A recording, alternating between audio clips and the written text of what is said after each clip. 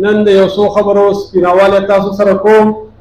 په سوشل میډیا کې یا بعضې خبرې داسې چلیږي چې دا پلانې داسې چلو شو، دا پلانې داسې چلو شو.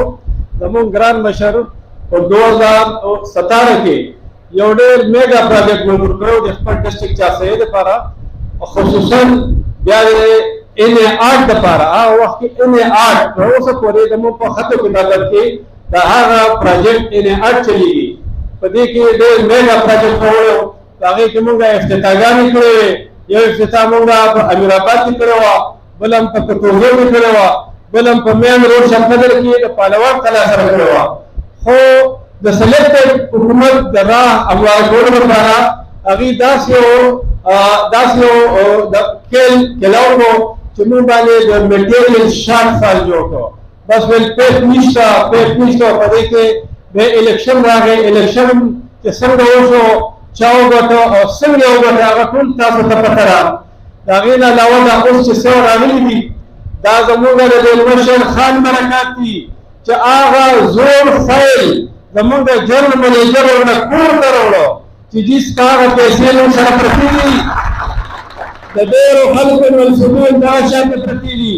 دا واحد زموږ د مشر دی چې دغه خدای پاک دا صلاحیت یې دی، د خپل افسرانو سره مهربانیانې دي، د دمو سره هغه سینه ده. ورونه زه به یو خبره وکړم، دلته حالات دا دي چې د تېر ګورنمنټ که چاته شپېته فوټه یو سیټ جوړ کړی دی، نو په هغې باندې 15 ګزه بورډ لګولی دی. زمونږ میګا پروجیکټ چې راشي خو نه پکې بورډ ولګي، بس موږ د خان په تمه یو چې دا به دا بورډ راوړي او دا به موږ لګوو. حالانکې تاسو وګورئ هغوی په کلي کې خدای خبر چې یو پیټلۍ والي او که نه وي. اوس به داسې چلکون کې خوري، خلک خو د جنډو نمایش کوي. موږ به کوڅه په کوڅه کوم ځای کې چې زموږ دا کارونه کېږي هلته به بورډونه لګوو او دې ته به ښایو چې د خان خو موږ سره مینه ده، خو زموږ د خان سره څومره مینه ده.